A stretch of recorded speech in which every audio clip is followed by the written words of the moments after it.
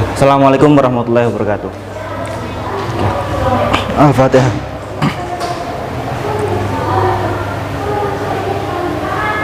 Oke anak-anak sekalian, sekarang kita lanjut ke pembahasan berikutnya ya, mengenai tayamum. Kalau kemarin kita fokus kepada mandi besar, nah sekarang kita ke bersuci ke bab selanjutnya, yaitu tayamum. Kita baca bersama-sama terlebih dahulu. Bismillahirrahmanirrahim. Faslun ay hadal fasli. Faslun ay hadal fasli menyimpan hadal di sini utawi iku ono fasal. Wasyaro itu tayamumi utawi pira-pira syarat tayamum iku khamsatu asya'a, 5 pira-pira perkara. Tayamum ada syarat tayamum ada 5 macam. Yang pertama yaitu wujudul udri, onone udur bisa farin kelawan sebab lungo, bisa farin kelawan sebab lungo, au marodin utawa loro. Wadukhulu waktu solati lan masuk waktu solat. Watolabul ma'i lan golek banyu. Wata'adzurus ti'malihi lan angele nganggo banyu. Watolabul ma'i lan golek banyu. Wa ta'adzurus ti'malihi lan angele nganggo banyu. Wa i'wazuhu lan longkone banyu ba'da talabi ing dalem sakwise golek. Wa turabulan tanah ya. Di sini saya mengartikan tanah ya. Wa turabulan tanah atau hiru kang suci. Alladzi kang iku tetep lahu kedue tanah. Nah, tanahnya ini gubarun debu, ada debunya. Fa in kholatahu mongko lamun nyampuri hu ing debu. Di sini ada maf'ul bih ya. Di sini ada maf'ul di sini. Fa in kholatahu mongko lamun nyampuri hu ing debu apa jasun gamping au ramlun utawa pasir lam yajus mongko ora wenang apa tayamum. Tayamumnya enggak sah. Oke. Nah, sekarang ke pembahasannya.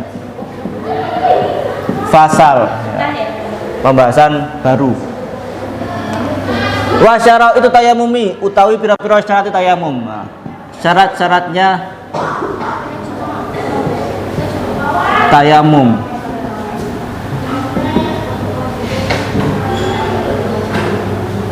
Ada berapa? Ada khamsatu asya'a, ada 5.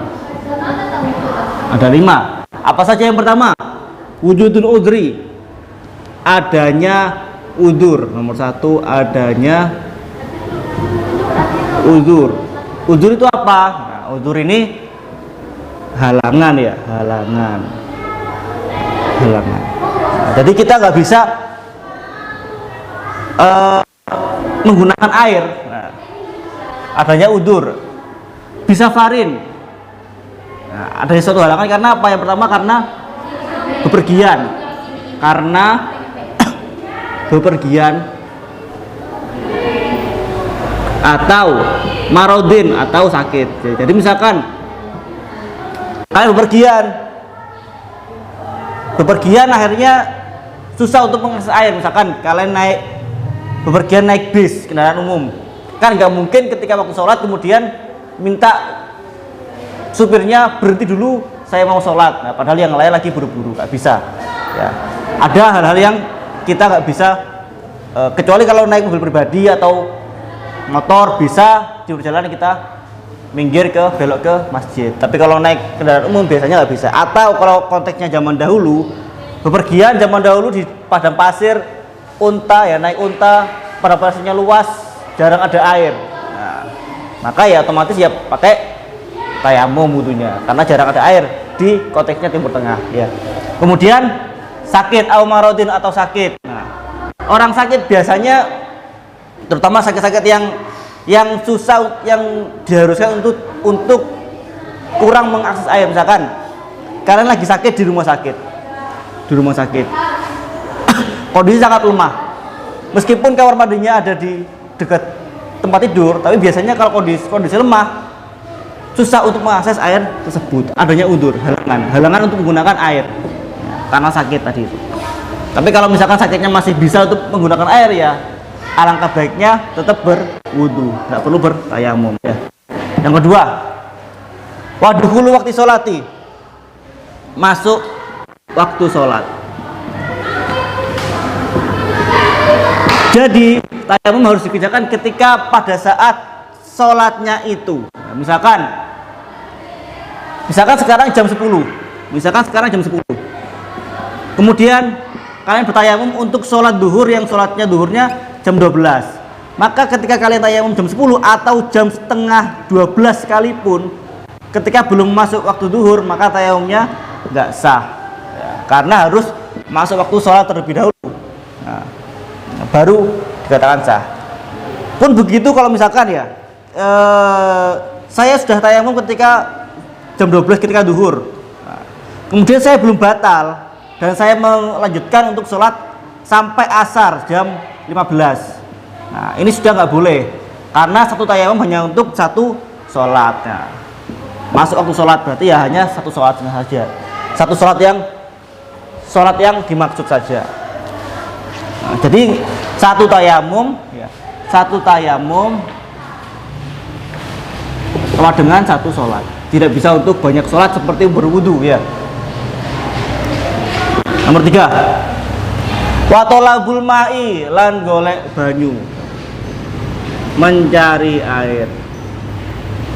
Nah, intinya kita harus sudah memastikan dulu bahwa di sekitar kita sudah nggak ada air ya. Jangan sampai ketika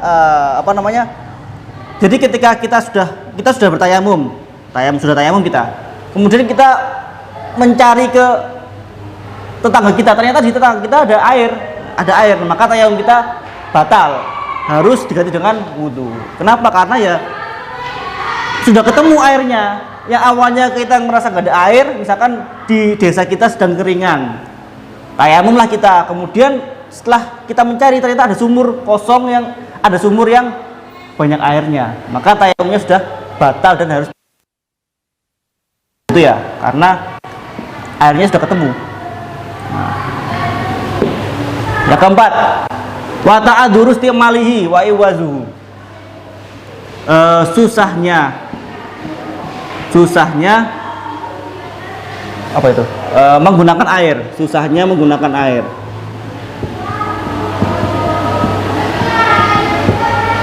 Dan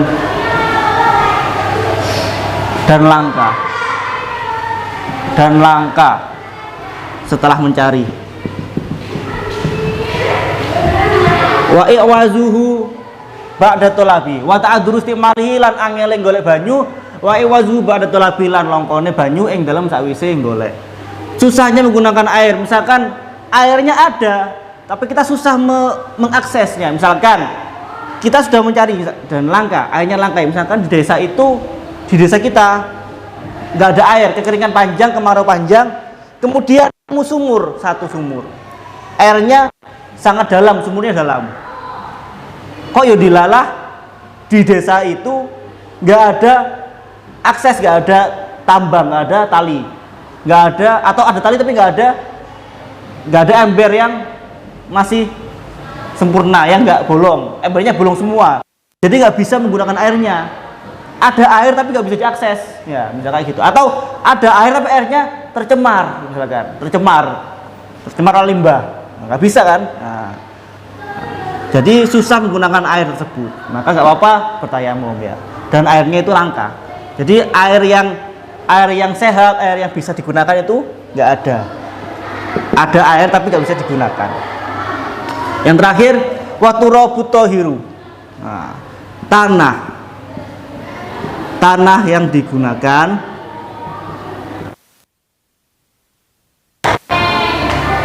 suci. Waturabut tohiru lan tanah atau hiru kang suci. Tanah yang digunakan bertayamum itu harus suci. Kenapa yo? Jangan sampai ketika kita sudah ada tanah ya, intinya keempat ini sudah pasti nggak bisa dipakai, otomatis kita harus bertayamum. Nah, ketika tayamum jangan sampai tanah yang digunakan itu ada najisnya. Misalkan kita sudah menggunakan tanah, ternyata kok bau pesing, ternyata bekas ada kencingnya hewan di situ, maka nggak bisa karena tanahnya suci, gitu ya.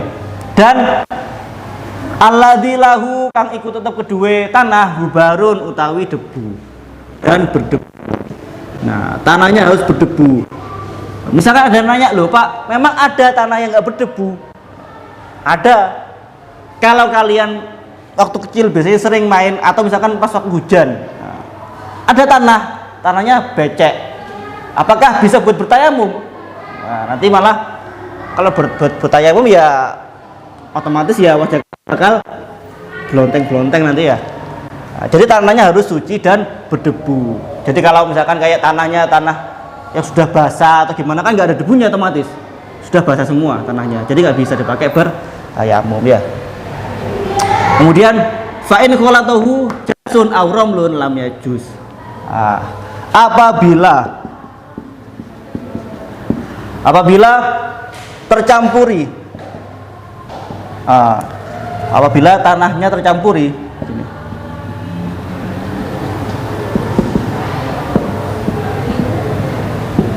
gamping atau pasir, maka lam yajuz, maka tayamumnya tidak sah. Ya, ini intinya jika pasir tersebut ya, jika debu tersebut tercampuri oleh zat-zat lain selain debu. Misalkan, makanya di sini ada gamping. Atau misalkan kalian di situ sedang bertayamum, kemudian ada tercampuri oleh tepung misalkan. Atau di rumah saya nggak ada debu, adanya tepung. Tepung kan ya 11-12 sama kayak debu lah ya. Nah, zat yang ringan ya, kecil ya, dan ringan ya. Tapi tepung yang nggak bisa buat tayamum meskipun ya hampir sama kayak debu. Intinya jangan sampai tercampuri oleh zat-zat lain selain debu dan tanah tersebut ya. Oke, selanjutnya pertanyaannya sekarang, bagaimanakah niat tayamumnya? Niat tayamum itu seperti apa? Nah, bagi yang belum tahu, saya tulis di sini saja ya. Nulis nawaitut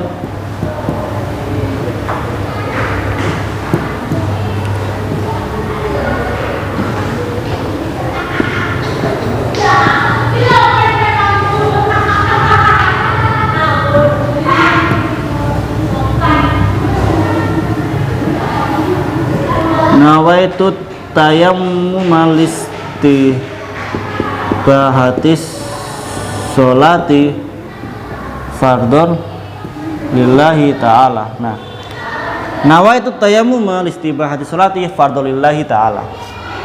Nah, intinya niat untuk menggantikan wudhu ya. Nah, jadi jangan sampai ada pikiran bahwa tayamum itu bersuci ya nggak menggantikan wudhu, enggak. Jadi tayamum itu bersuci ketika wudhu itu air itu sudah tidak bisa digunakan lagi. Ketika masih bisa menggunakan air ya maka harus berwudhu seperti sedia kala, nggak boleh dengan bertayamum. Dan ini syarat-syaratnya ya. Oke, mungkin cuma itu yang bisa saya sampaikan, kurang lebihnya mohon maaf. Assalamualaikum warahmatullahi wabarakatuh.